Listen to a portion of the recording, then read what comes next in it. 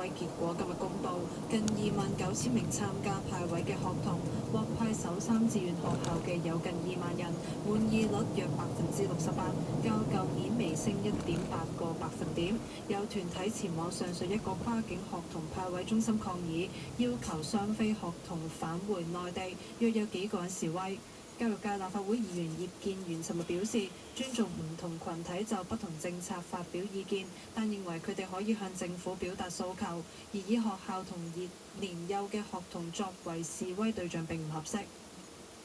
南韓衛生部公佈再新增9宗中東呼吸綜合症確診病例，令總染病人數增加至50人，其中4人死亡，死亡率升至約1成。另外，衛生部話68歲首名確診患者已經接近康復，佢嘅63歲妻子尋日出院，係上月疫症爆發以嚟首位康復出院人士。另外有2位患者病情亦都開始好轉。南韓當局已經隔離1820名密切接觸者，增加嘅速度亦有所放緩。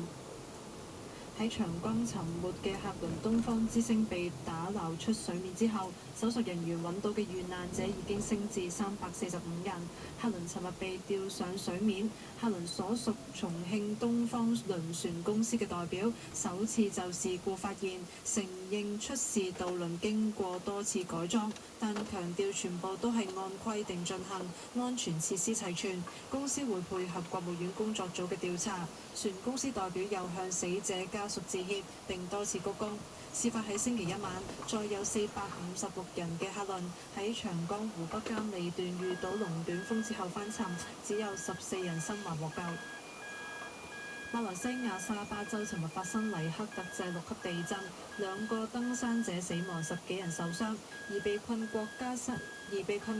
公園山頂嘅百幾人，由救護人員同響導協助陸續下山。地震震央位於沙巴州拉魯西北16公里，震源深度54公里。救援人員喺4095米嘅高山發現2具屍體，相信係一個當地響導同一個18